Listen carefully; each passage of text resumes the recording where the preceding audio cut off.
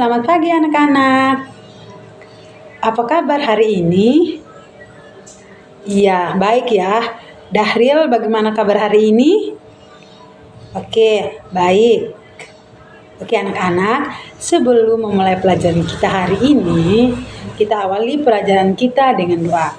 Ibu minta salah satu dari kalian pimpin kita dalam doa. Oke Yolin, silahkan. Berdoa selesai. Oke, terima kasih ya Yolin. Baik, selanjutnya Ibu absen dulu ya. Semuanya dengar namanya ya. Yuliana Anfianita, oke hadir. Yesirin Elizabeth Sere, ya bagus. Konstantina Rensi, oke bagus. Bagus ya, semuanya hadir. Bagus sekali anak-anak.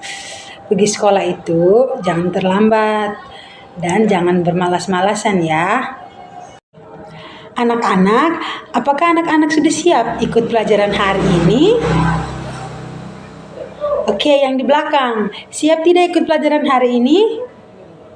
Oke, harus siap ya ikut pelajaran hari ini. Oke, semuanya berdiri. Kita akan menyanyikan lagu. Lagu yang berjudul Matahari Terbenam.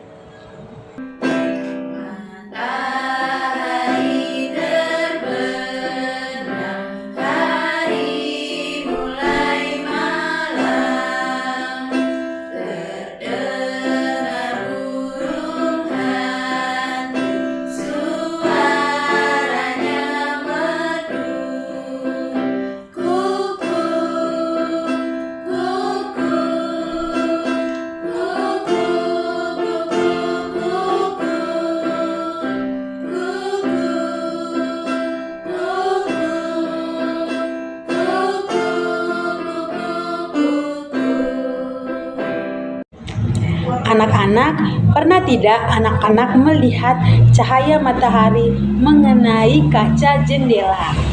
Ada yang pernah lihat? Iya. Silahkan April. Oke, bagus.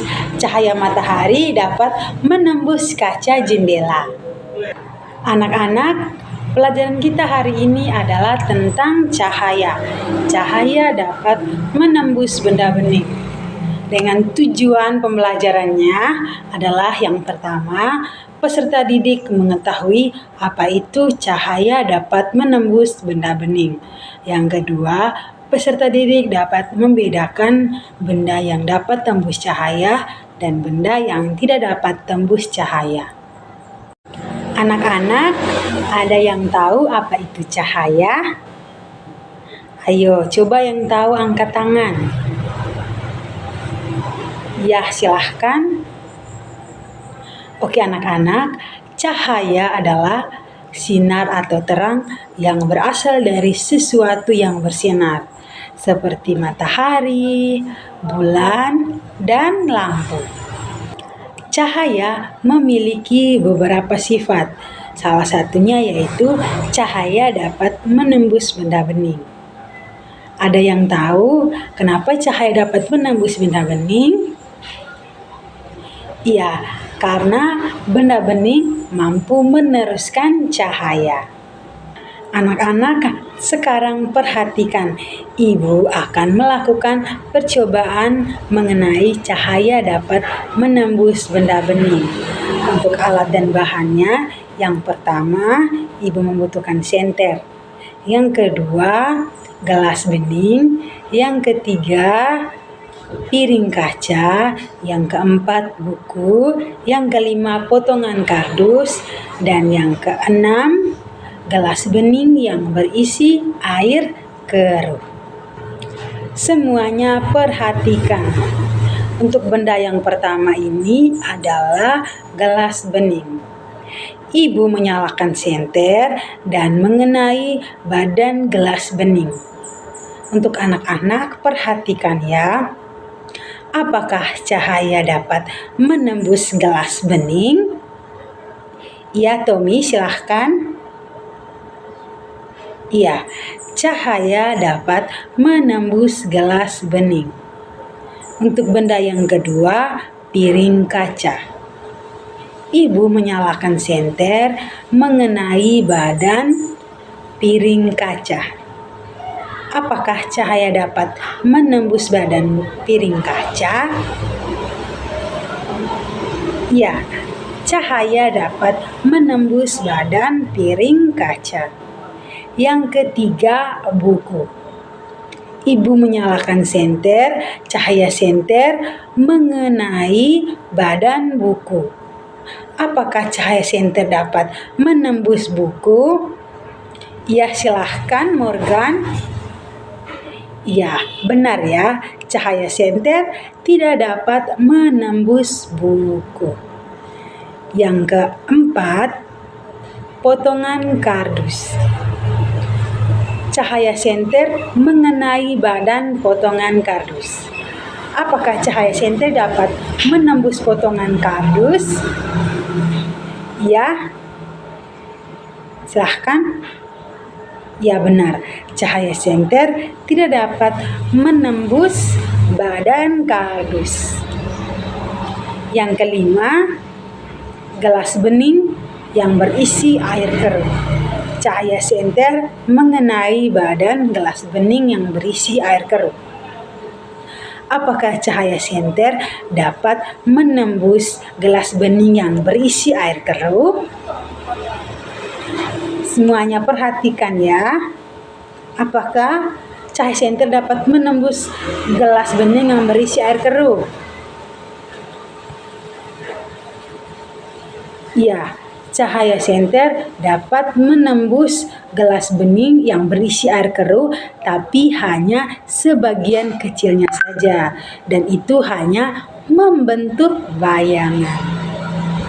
Anak-anak, dari hasil percobaan tadi, kita dapat mengetahui benda-benda mana yang dapat tembus cahaya dan tidak dapat tembus cahaya.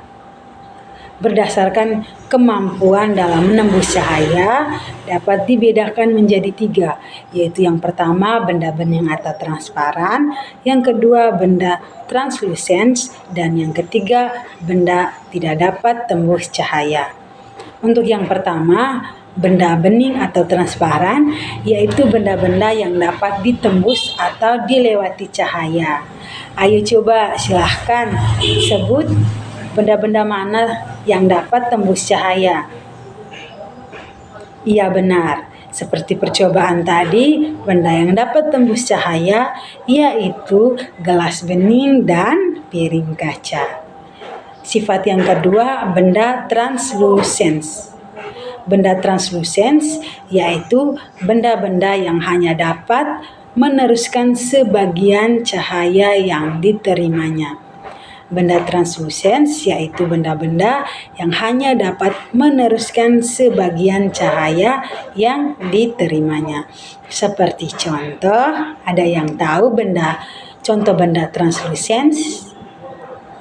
Ya, benar. Contoh benda translucens seperti dalam percobaan tadi, yaitu gelas bening yang berisi air keruh. Cahaya dapat menembus gelas bening yang berisi air keruh, tapi hanya sebagian saja, dan itu hanya membentuk bayangan. Dan yang ketiga, benda tidak dapat tembus cahaya, yaitu benda gelap yang tidak dapat ditembus oleh cahaya sama sekali.